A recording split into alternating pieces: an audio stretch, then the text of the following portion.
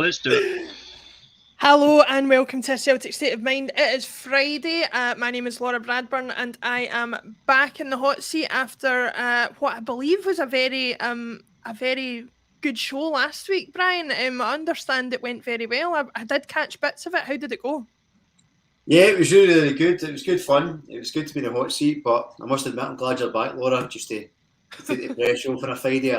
It was nice to be there, but I do quite like to relax on a Friday, so I'm glad you're here to take the flak. Only too happy to do so. I mean, I might still rather be sitting poolside in Zante, but I'm happy to be here regardless.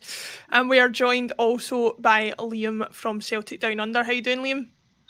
Good. You know, Laura, after last week's result, I think that's it. We have to ban you from leaving the country. I think so. You go away for 1 week and we lose our first league game in a year, so I'm blaming you.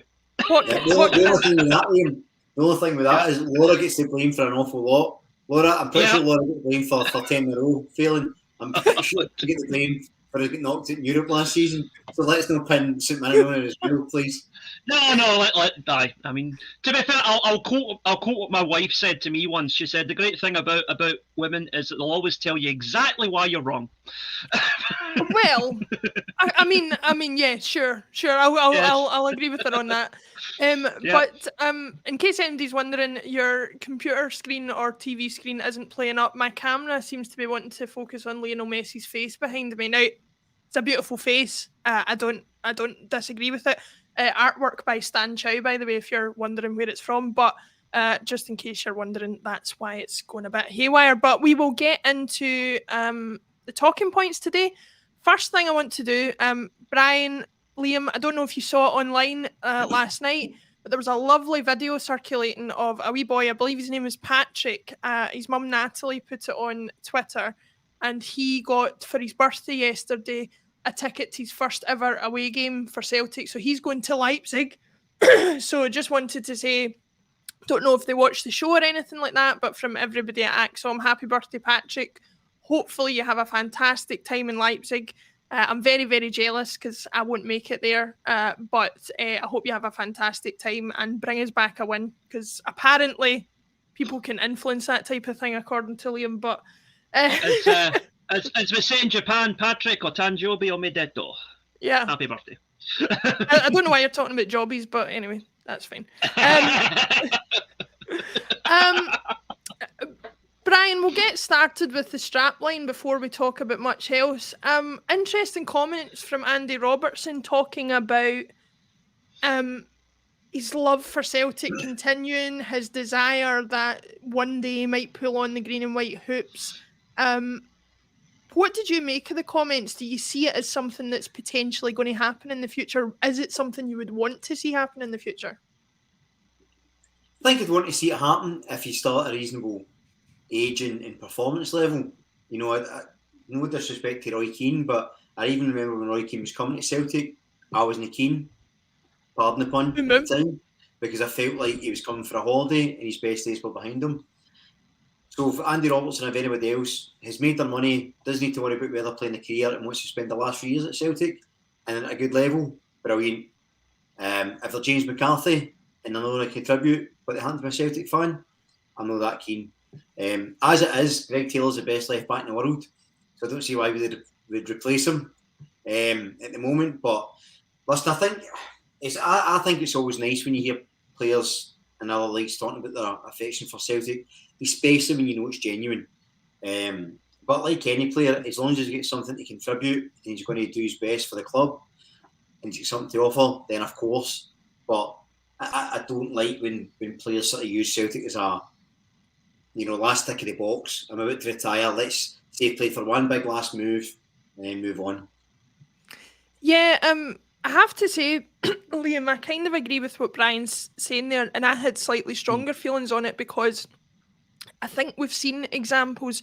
We have a current example in our squad in James McCarthy, who I think, while he didn't use Celtic as a ticking box exercise, he certainly came to us perhaps only because he wasn't good enough to continue playing at the level that he was playing at before. And I think it does, in some ways, devalue what it is to be a Celtic player when you've got young, hungry, footballers here who want to play for the club. Now, I'm not saying for a second Andy Robertson should pick Celtic over Liverpool. The guy's won Premier Leagues and Champions Leagues and played at the top of the game for nearly a decade now. I understand that, but I think what Brian says there is a fair point of, you know, it being a tick box exercise is a little bit degrading to the status of a Celtic player. Am I being too harsh there, or do you think there's merit in that? No, I think that we need to move away from this idea of, oh, he's a Celtic man, so sign him. No, is he a good enough player? I mean, a good example, right? One which, funnily enough, I didn't hear this summer, but you usually hear every summer, is James Mclean. Right?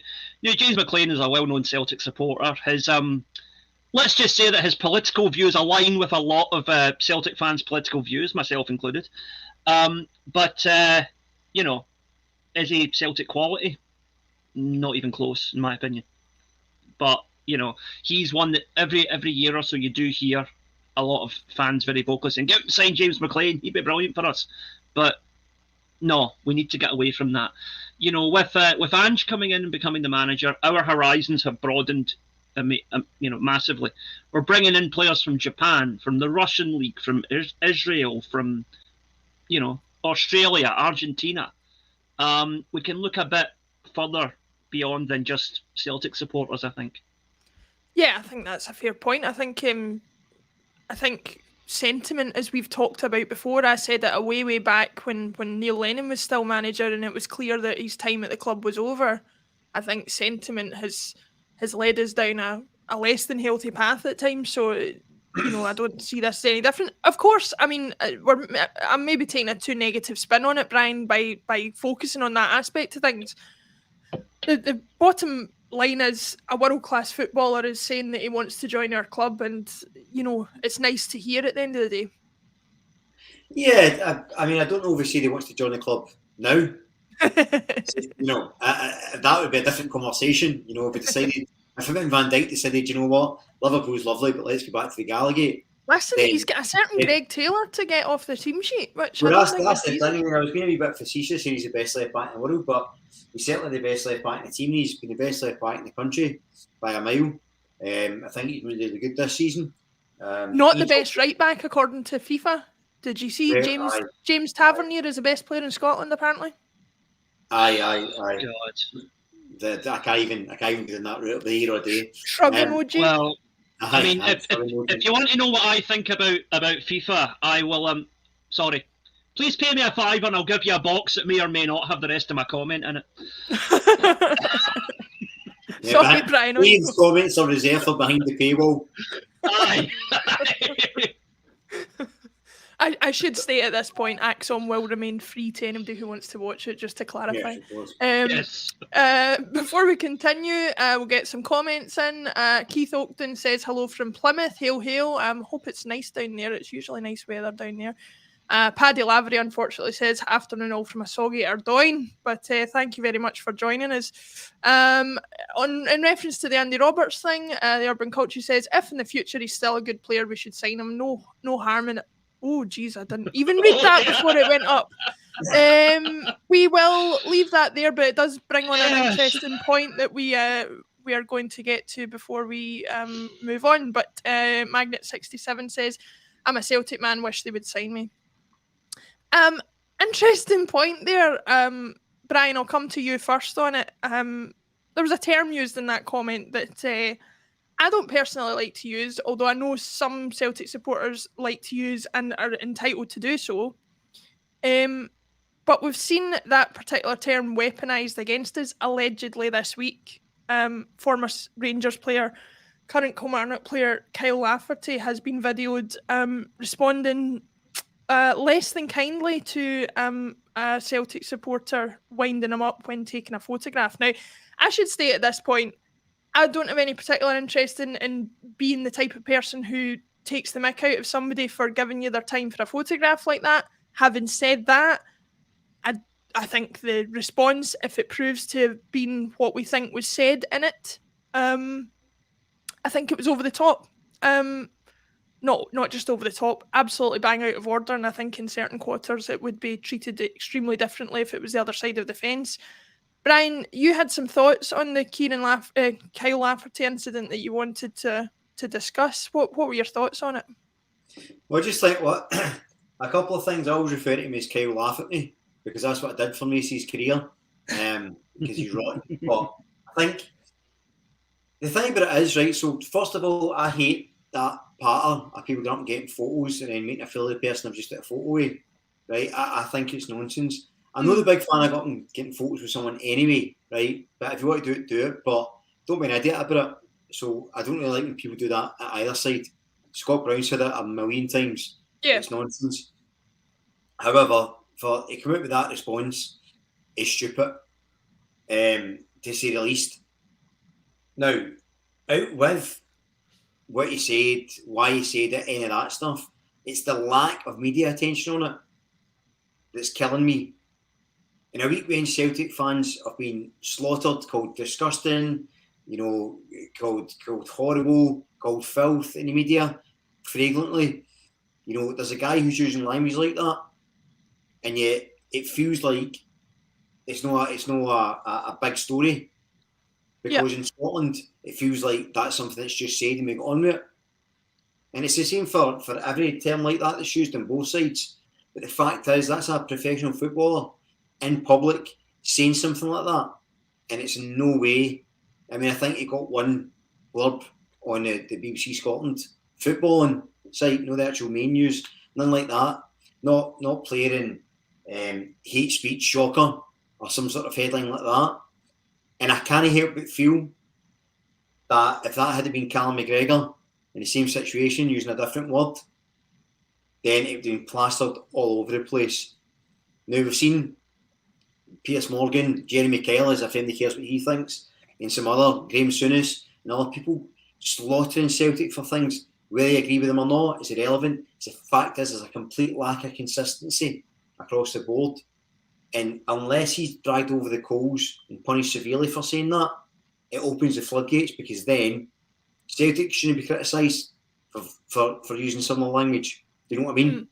I say I don't think the language is ever appropriate, but the fact is he's a professional player saying that in public. And if there's not strong action and strong outcry, which thus far there hasn't been, then it just further vindicates that normalisation of that sort of abuse, particularly in Glasgow. Yeah, Urban Culture says, "Gotcha, you certainly did." This live show malarkey is more difficult than you would imagine, and sometimes you don't get a chance to read things before you open your mouth. But fair play, fair game.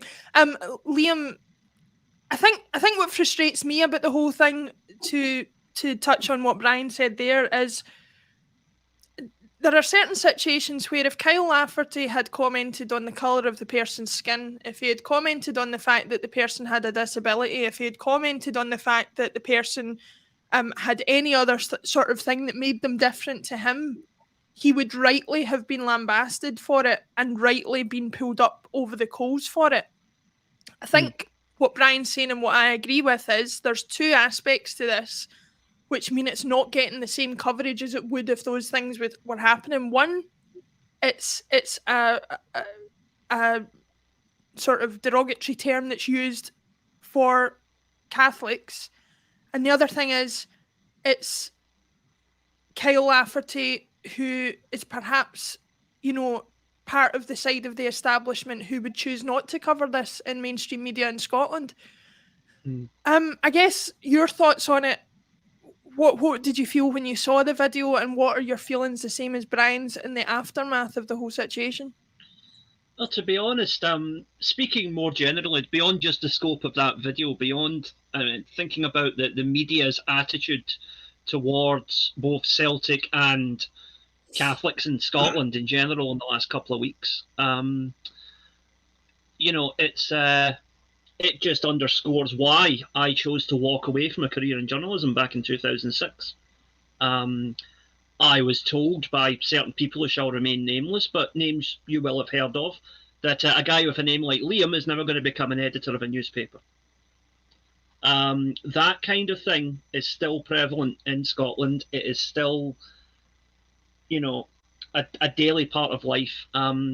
Something that, if we look at America, for example, people talk about the issue of casual racism, whereas a lot of people in America will say derogatory things about black people or Hispanic people without actually meaning to be offensive. It's just terms that they've grown up using and have become so widely known and accepted. And I think with this Kyle Lafferty thing, now I'm not excusing what he said at all, because it's totally unacceptable, but I think there is an element of that he has grown up in a culture, and he's later played in Scotland where he's had it reinforced that these derogatory terms are normal banter. Whereas to me, it comes under casual racism. And that's the issue. Now, to expand on that and go into the people who have chosen to ignore that whilst weaponising everything that Celtic supporters have done in the last couple of weeks. Let's just give a brief rundown here. Jeremy Kyle, failed TV presenter. James Whale, failed TV presenter and failed DJ. Piers Morgan, failed newspaper editor, who should probably be in prison, but that's another story. Nigel Farage, failed politician, now desperately trying to resurrect his career as a media whore. What are we... If that's the kind of people that are slagging us off, I think we're doing something right. Apologies for my language there, but I couldn't think of a better way to put it. I'm sorry. I should probably just, for both mine and Brian's safety, say that we don't agree with everything Liam says, but... Go ahead, try and sue me. I'm in Japan. You can't get me. Right, anyway. The thing is, I don't think, like, a lot of guys and the girls and the people in the comments will have grown up in Glasgow, will have heard so-and-so say this, so-and-so say that, in general life, in school. Sometimes it's between your pals, at Celtic Rangers games, sometimes it's things like that. I don't think anyone's sitting in a house crying because of something Kyle Lafferty says. Where the fury and rightly so is coming from, it's a complete lack of consistency in the media regarding it's the coverage of it. Just to clarify, nobody's, we're not going to finish this podcast and cry into a chicken soup because of something, a football off the commando says. That's not what we're talking about. It's the complete lack of attention on it, especially given, as Liam said, the absolute dog and pony show that's been labelled against Celtic. And it's not just been a minority of Celtic fans or the Celtic fans that sang that song. It's blanket. Celtic fans are disgusting.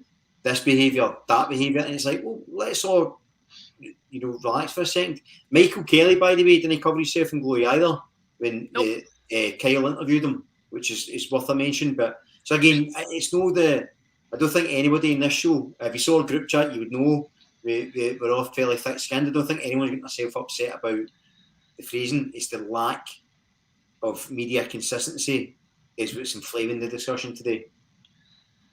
Yeah. God. Michael Kelly and Jeremy Kyle in the same room. I'm amazed at that amount of ego didn't create a singularity. But anyway. Listen, it's happened for as long as I can remember, coverage of this type, or lack of thereof. I don't think us sitting here bemoaning it is going to change it anytime soon. But we just wanted to highlight the rank hypocrisy that appears to be continuing to be on the go with regard to how it's all been covered. Am I surprised that it happened? No. Am I surprised at the way it was covered? No. Do I think it's wrong? Yes. So, but that's where we are in 2022. Unfortunately, we've made a lot of strides in a lot of communities, quite rightly, but it seems there are some last bastions that still remain untouched, and that's hopefully something that we can change in the future. I'm glad you said bastion there. I thought, just when you started talking about Laura's went rogue. No, I did not. I did not. The word was bastion. That was what it was. So we'll move on to other things. Before we do, for anybody watching, especially in the after, if you're watching this after the live show, I think it's in the live description as well at the moment on YouTube, but it will be in the description after the show as well. There are links to some voting websites for the Football Content Awards. Acsom are up for Best Video Content Creator, I think it is. We would really, really love your votes. The award ceremony will be in Manchester later on this year, and we are up against some big content creators with as much, if not more, reach than us. So anybody who is in the comments just now, anybody who likes watching these videos, we would really, really appreciate your votes. Subscribe and like the channel while you're at it down there. And also, one of our contributors, Natasha Miko, is amazingly up for... I shouldn't have said amazingly. That sounds like I don't believe she deserves it. I absolutely do. She is up for an individual award for her contributions and her content relating to women's football across a number of platforms. So we've also put the link for her award down there. We would really appreciate it. And I'm sure Natasha would really appreciate it if you could send a vote her way as well. It's 2 separate categories, so you can vote for both of them. And we would all really appreciate it. Hopefully we can get another couple of awards to add to the 3 that we got last year. Moving on to other topics. I just wanted to talk about the... some of the points that we were talking about in the group chat this morning. And Liam, I'll come to you on this first. Joe Hart has come in for a little bit of stick following the defeat to St Mirren. Questions over whether he is demanding enough of his defenders in the box, or demanding enough of his defenders in general. Now, I personally believe, as somebody whose opinion of Joe Hart changed massively when he joined the club, I think, one performance where he concedes a couple of goals, in contrast to everything else he's done, is not something to panic about. But do you think there's a basis there for some discussion about whether he needs to do a little bit more? Well, I could go on a 15-minute rant about this, but to keep it short, no. I really don't think there is. I think Joe Hart is a superb goalkeeper. He has proven in his time at Celtic what a superb goalkeeper he still is. And for me, if you look at the history of Celtic goalkeepers, they've all had little mishaps here and there. And that's not to say that I think Joe Hart was to blame for either of the goals last week. I don't think he was. But when the whole team underperforms, the goalkeeper's an easy target because he's the one that ultimately lets in the goals. But I don't think Joe Hart was at fault last week. And I think one of the big things, if you look at the great goalkeepers of Celtic history, Ronnie Simpson, Pat Bonner, Arthur Boruch, Fraser Forster. Right. Moving on. But, they were all big characters.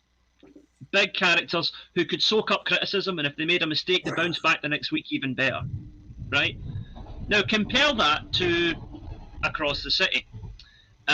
John McLaughlin has one shocker of a game for Rangers against us, and suddenly he's out. His confidence is shot to pieces, and they bring back a 40-year-old who's clearly past it.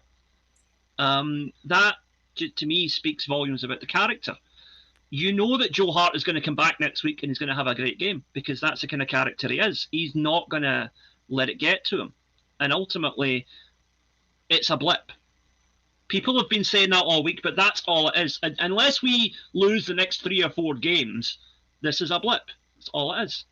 And it was bound to happen eventually because no team can go... I mean, God, even the great AC Milan team of the 90s only went about 18 months unbeaten in total, Mm-hmm. Yeah. So, yeah. Yeah, it's a non-issue for me. Forgot to bring this up before, so Brian, before I come to you, only 40 tickets left for Acsom Live in Graces starting in January. There are live shows with tickets available. If you enjoy the content that we put out, we will be joined by a former Celtic player who will be interviewed, and there will be other aspects to the live show. So if you want to get involved, if you want to support the channel by buying the ticket and coming along and supporting the team, that would be most appreciated as well. So only 40 tickets. It's at Graces in Glasgow and it commences in January. So if that's something you feel you want to do, then we would most appreciate it. Brian, Joe Hart, I I think a lot of what Liam says there is fair, and I think the overriding thing that I have is, you know, one fly in the ointment doesn't ruin it completely. I don't think, you know, for all the performances he's put in for us over the last 18 months, one sort of poorer defensive performance against St Mirren isn't one that we necessarily need to throw our toys out the pram about, especially when he's certainly not the only one to blame for the performance at the weekend. No, absolutely right. So just on Joe Hart specifically, I think the problem with goalkeepers is if they make a mistake, they can make 10 saves in a game and like one in and they're the bad guy, right? That's just that. So the criticism of them is always a bit kind of not necessarily unfair, but it's one of the most balanced at times. I think in terms of the game against St Mirren, I don't think Andy can really hold their hands up and say they had a good game. I think you can really get through the team and pretty much say nobody was particularly good. And that's so rare for that to happen, especially under Ange. It's very shocking when it does happen. You know, like I think the game I'm thinking about is the 2 Bodo Glimt games. I think the first game against Livingston we were really poor. We get beat. Yeah. And probably that one against St Mirren. I don't recall any. Even the game against Leverkusen where we get beat 4-0. I thought we played quite well, and I don't think that was a good reflection of the game. I couldn't say if even if we'd got a point out of that game, we deserved anything from it. So it sounds like a weird take on it, but the fact that everyone was kind of poor is probably better than just a few individuals having a bad run of form. It just shows it was such an anomaly. For maybe it was the changes, maybe it was just the way the game started, maybe it was, you know, St Mirren just figured out a real effective way of playing, which they obviously did. You know, I think it'd be unfair to single out any one person. That being said, during the game, we'd been praising on the Friday Moy. He said the status he's going to, you know, could really run the show. And I think some of the physical limitations of him in that sitting position were sort of shown.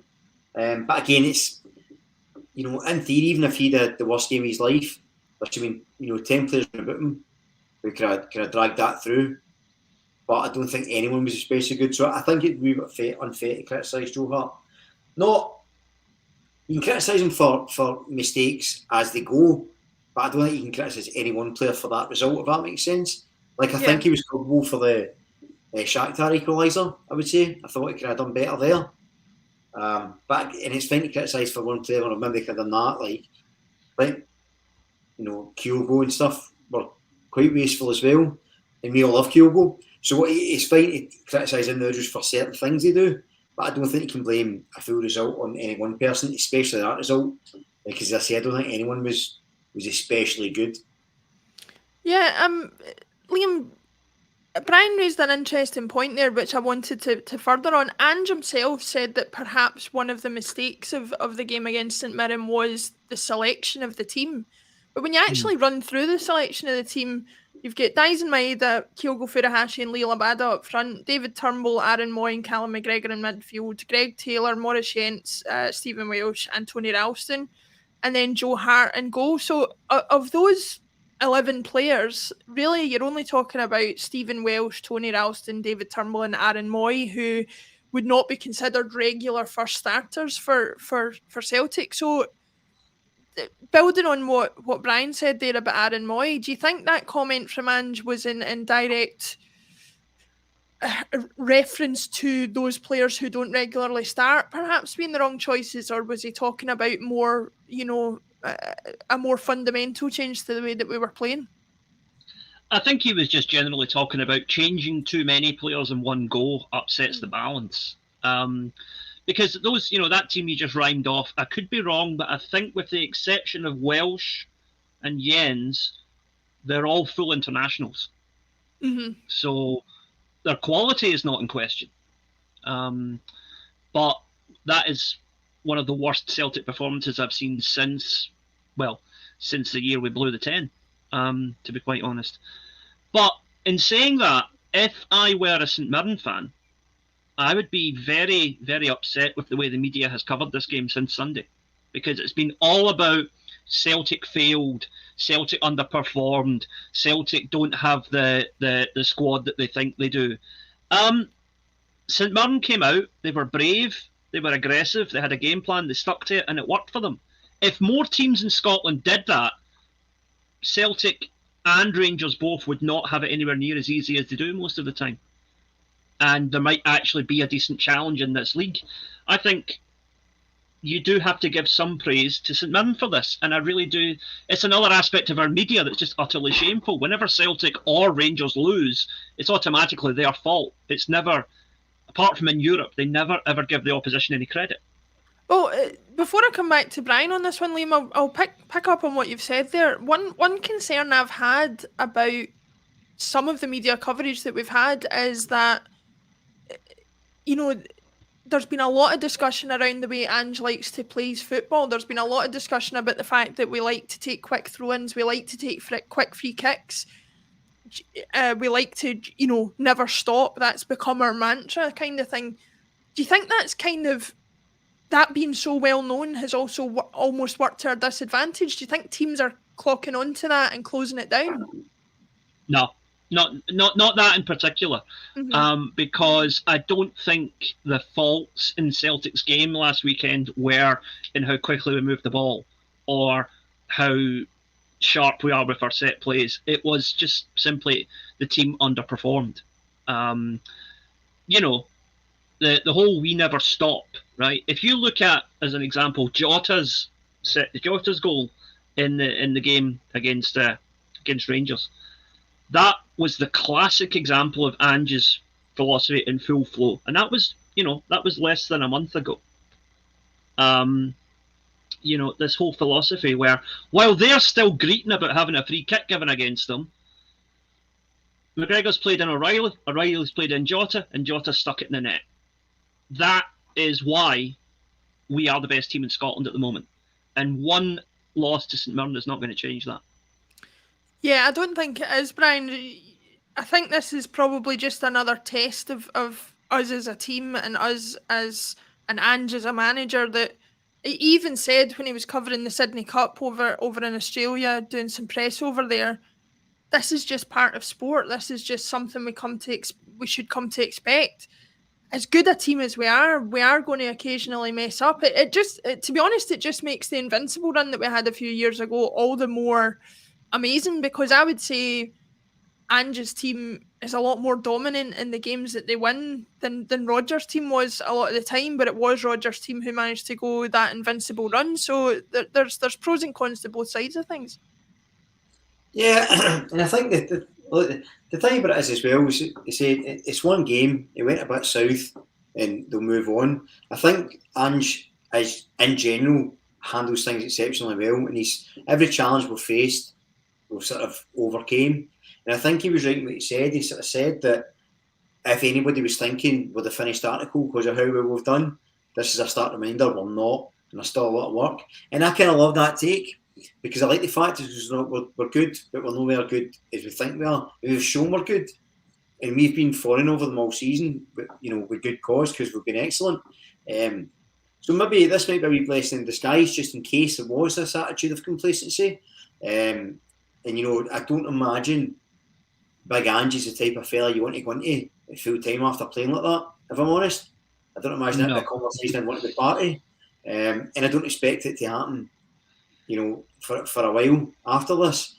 I still, you know, there's still so much to be positive about and so much to be. We've still had an excellent campaign, and I'm still confident.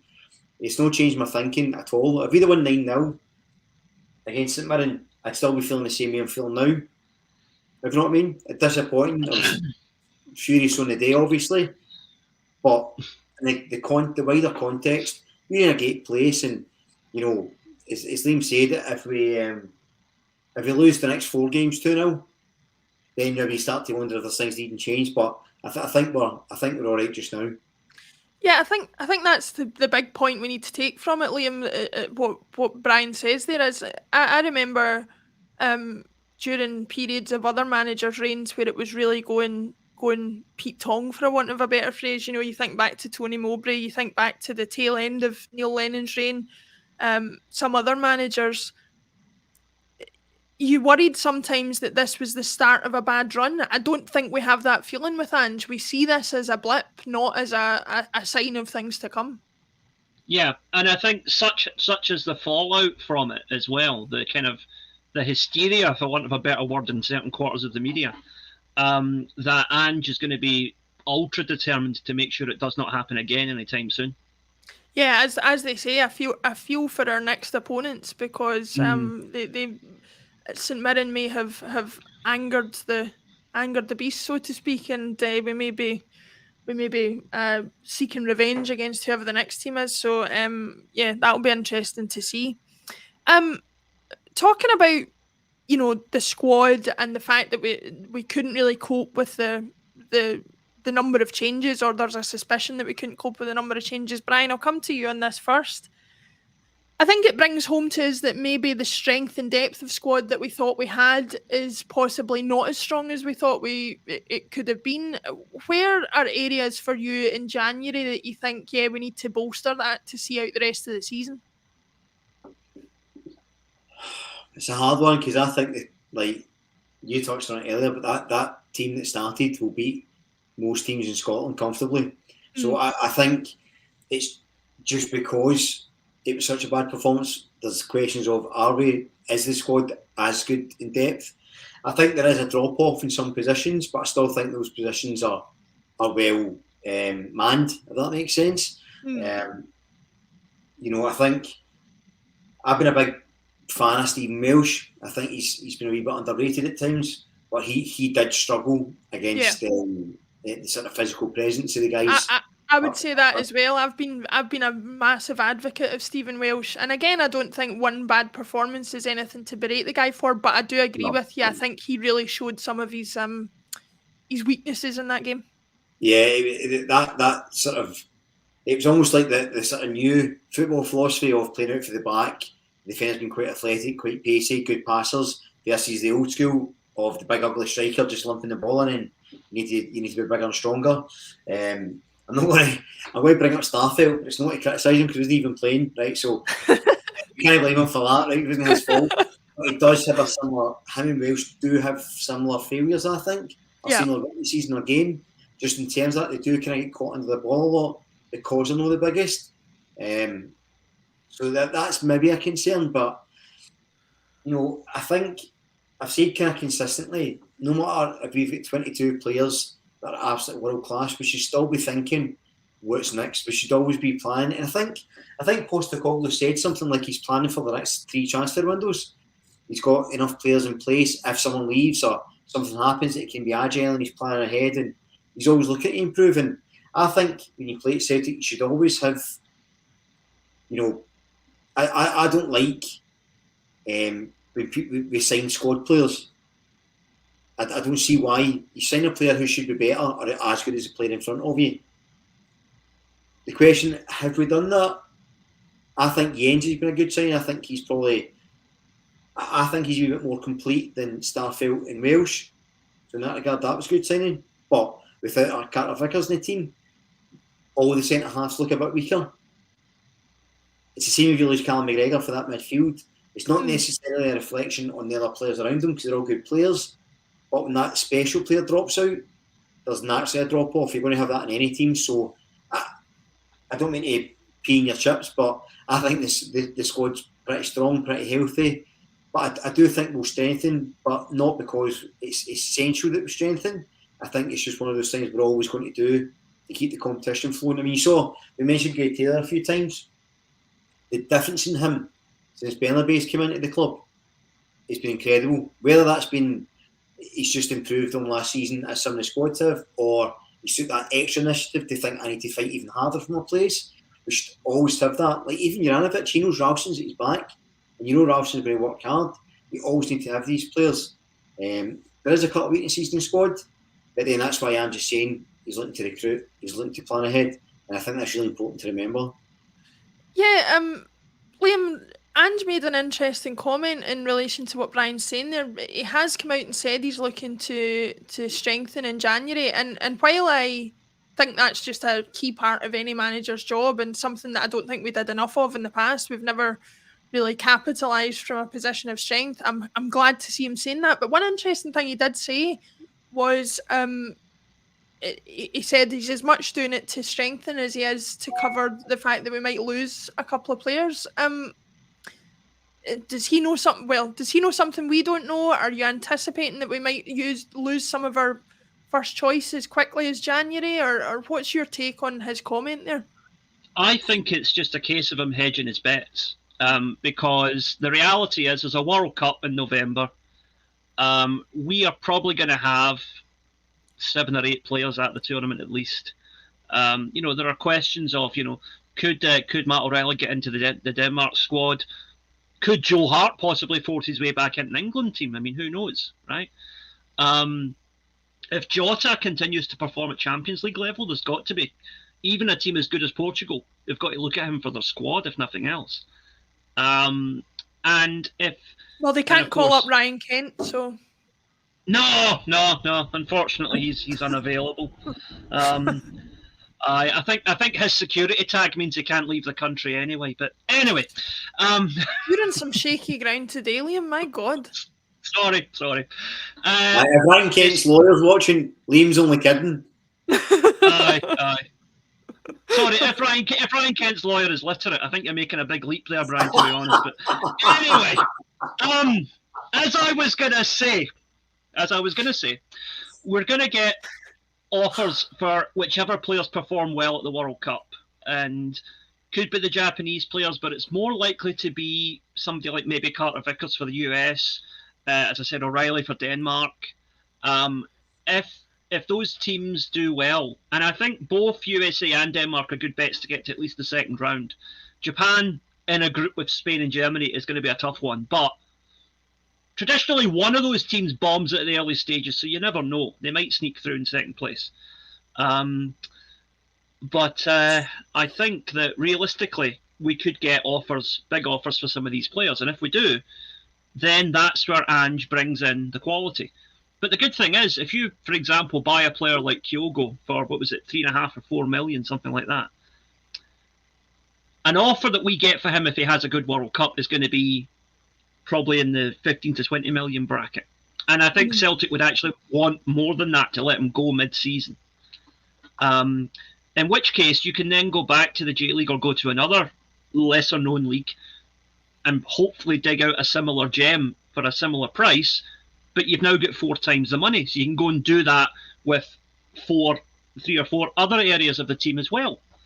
And that's where this global market that Ange has opened up for us really works to our advantage. Yeah, it's going to be interesting because I think a lot of clubs are going to face that, especially a lot of clubs of our level. Some of our better players will be put on a stage like no other at the World Cup in the middle of a season, which has never happened before. So it's going to be just absolutely unreal to see what happens in January. I could see this being just in world football in general. It could be one of the busiest January transfer windows in history, just because we all know what a good tournament can do for a player. We've seen plenty of players get big moves off the back of a good tournament, regardless of whether it pans out for them. The one that always springs to mind for me is James Rodriguez in Colombia. He had a fantastic performance, I think, at the 2014 World Cup, where he ended up at Real Madrid, and didn't work out fantastically well for him, but he got that move. Angelo Tyro says, I admire your spunk, Liam, baby. I have to say, I'm not going to comment on that. I knew I shouldn't have brought Laura, that up. Even I saw you were going to bring that comment up. I was saying to myself, don't just think it through, Laura. Just read the full comment and read it out loud and see. But see, my brain doesn't work the way Liam's works, and I'm starting to learn that. We've only been on a few shows together. Some of the comments very negative. That's highly positive. So he's a big fan of yours, mate. Is that not usually the kind of thing you keep for your OnlyFans page, though? Anyway, moving on. Acsom OnlyFans. I don't know if I get many saying up for that. Yes. Oh, Christ. My God, couldn't give that away for free, I don't think. Anyway, this show is it's gone. Just to get us back on track, I want to pick up on something Liam was saying about the sort of player model system we've got, where if you look at the value we're going to get for guys like Kyogo, I've said a few times, this is the thing that, and it's been used as a criticism at times, but something I've kind of defended is we've sort of had this wave the past X amount of years of buying these players that no one heard of, trying to develop them and sell them on for profit. And it's worked some of the time. When it's worked really well. But with a lot of players over the years, we could probably do a full hour on the players that we've signed that we've never heard of again. However, I think Ange is still working roughly within that framework. If you look at the profile of player he's signed, maybe Aaron Moy aside, they've all got insanely high sell-on, potential. You look at Matt O'Reilly. Would you sign him for like $1.5 million? Yeah, something like that. That boy's going to go for, I don't know, a huge amount of money. Like, Juranovic could go for a lot of money. Kyogo, obviously. Abada's only 20. Jota. I think in the current day market, anybody who performs well at Champions League level could theoretically go for anywhere in 7 figures. And by that, I don't mean £1 million. Comfortably. And I think, like, Jota, like the fact we paid $6 million for him, which is a big outlay, it looks like we'll fleece Benfica. You look at some of his play at the moment. He's going to go for a large amount. So I don't think fans should be nervous or worried or sort of, worried about these players leaving. Like, everyone that watches the show knows how much I love O'Reilly, I love Hatate, love Jota. But if they go, I'm comfortable enough that the system's now working. It's such an efficient state that we'll get someone equal to replace them. Whereas in past seasons, when Van Dijk left, for example, you were thinking that this is going to be a real lottery if we get someone good in his place here. So I think that, just on the subject of player modelling, I think it's the same system we've been using. I just think it's been done right for the first time in a long time. Credit to Ange, credit to Michael Nicholson for that. And I think that if someone does go, I think that model is going to continue. And Celtic as a club need to operate like that. So even though there is potential players might leave, we're still in such a positive place that I'm considerably less worried about it than I would have been in previous seasons. Yeah, what do you make of that, Liam? It's a discussion that we have as Celtic supporters a lot, I think, of, where our place is in the football pyramid, how we should use that to our advantage. Because I don't think anybody's saying in 2022 that a team in Scotland is going to establish themselves regularly at the top of the European game. We can hope for a run every few years to the end of a European tournament, but I think we do need to accept that, like the Ajaxes and the Portos of this world, a lot of our impact and a lot of our way of establishing ourselves at the top of the game is to develop this turnover of players. Do you think that's something, hopefully, that Ange is carrying on from previous managers and will instill even further in the way that we operate going forward? What I would like to see, and it's going to depend on a lot of factors, what I'd like to see is a wee kind of incremental increase in the quality and the level of competitiveness year by year. This year, back in the Champions League for the first time in a while, ultimately, if we get third place in that group and get European football after Christmas, I think we've done well, right? I believe second place is very much attainable, but third place would be definitely viewed as progress, right? And when I say progress, I don't mean that Luxembourgian team that beat Rangers a couple of years ago. Anyway, the main thing, though, is that to see the team getting better year by year, and as these players move on, hopefully for increasing fees as the quality level steps up, we could get to a point where 5 or 10 years down the line, we could be like an Ajax or a Benfica, a team in a relatively smaller league in European terms, but able to compete to some degree financially with the big boys, because we have this model of bringing in quality for a decent price, but then selling it for a higher price. The thing about that is as well, see, the thing with those teams, what they have that we've not had for a long time, and which I hope we're getting now, you know how Ajax play. Doesn't matter who's in charge, who the manager is, you know how Ajax play. They've got a very set mode of playing. Yeah.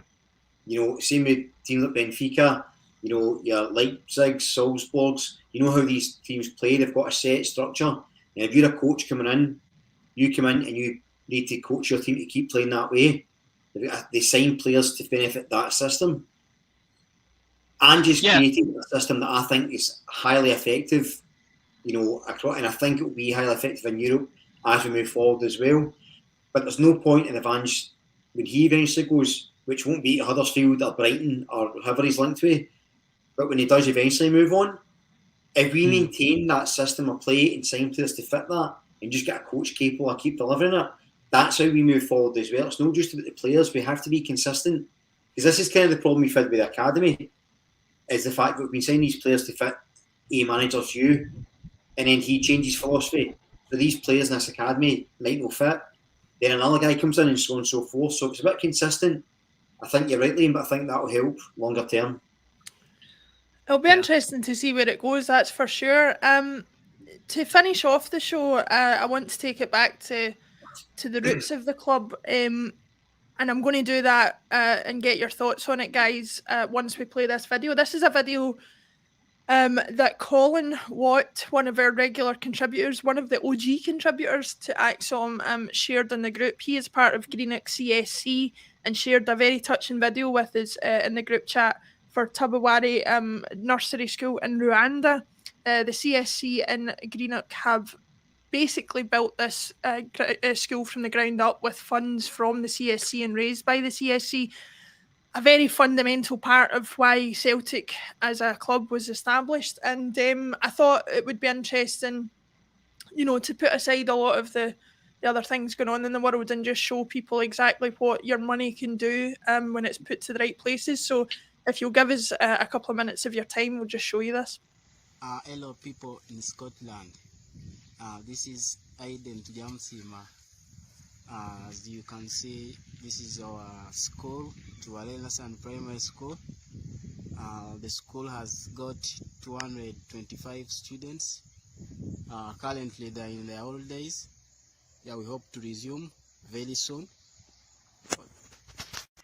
As you can see, those are our blocks, classroom blocks, including nursery section and the primary section. That is primary 1, primary 2, primary 3, primary 4, and primary 5. Even some offices are there. Also, as you can see, these are house sprays for children. They normally use them for praying during break time. And we really thank you for your contribution. Yeah, that's really good. And we are so happy, we appreciate. Yeah, also as you can see, this is our new tank. We use it to store water during rainy season, to be used in dry season. We really thank you for contributing. Yeah, that water tank is really purposely used. This is our playground, where our students do sports from. Yeah, we normally have sports during Wednesdays and Fridays, so that's where the kids enjoy their sports. And there you can see the dining hall. It's still under constructions. Yeah, we hope to resume building soon. Therefore, we really thank you for your tremendous contribution. Yeah, we really thank you. Keep on doing that. It's really a good heart. Thank you very much. Thank you. Liam, I'll come to you first on that. I think the thing that strikes me about that video, more than the buildings that we saw, the playground, the water tank, the dining hall under construction, is the number of times that the man who filmed it said thank you. These people really, really appreciate what people are able to do for them. And I know that we are all facing a cost of living crisis in this country. There are hard times for people across the world. But how fantastic is it that a group of people brought together by the club that we support, by the club that was built on foundations like this, can make a difference to people who are so much in need, like the people of Rwanda there? this is why people like me are born Celtic supporters, but why we stay Celtic supporters. Things like this make you so proud to be associated with this club. It's incredible what our support can do. And I've got to say, when I saw that video, I was amazed, because considering what little I've seen of Rwanda on the news and whatever, and previously, that is a beautiful looking place. You would never think that was Rwanda, based on what the news tells you. You know, it's incredible what some hard work and some very charitable efforts from some people in Scotland can do. And it's all credit to the people who made that happen, and all credit to the guys in Rwanda now who are still making it happen. Yeah, Brian, I have to say, when I read it, it's very easy to get caught up in the modern day of being a Celtic supporter, and the modern day politics of it, and the worries about tactics and players and competitions and who was right, who was wrong, refereeing decisions and all that. But this just kind of overshadows all that, doesn't it? When you can be part of something that can make such a difference in people's lives. It's absolutely beautiful. You know, football fans in general are criticised for a lot of things, but Celtic fans never get enough praise for the good work that goes on. And I don't think there's loads of clubs over the world with support who is so proud of our charitable roots that they go out their way. You know, for the guys and lassies at the Greenock CSC to, in this cost of living crisis, do this sort of work and raise these sort of, you know, charitable endeavours, it's just incredible. And it's the same supporters clubs all over the place, and it's something that never gets spoken about enough. Sadly, again, it doesn't get spoken about in the media at all, but it is absolutely incredible. And it's as Liam says, it's the reason you're so proud to be a Celtic fan, because stuff like that is incredible. And yeah, it's absolutely wonderful. I'm glad Colin shared that, because it's a great piece, and hopefully that's a nice start to people's weekends where you can sort of feel proud of the colours you wear and why we wear them. Very proud of the colours you wear, and very appreciative of the circumstances in which you find yourself. I think that other people don't have the privilege of. Liam, yes. I guess the only thing that also struck my mind with this is, and I know Celtic have the Celtic Foundation, which is the official arm of the club that supports charity work, especially in the local community, which is in some places as in need as anywhere.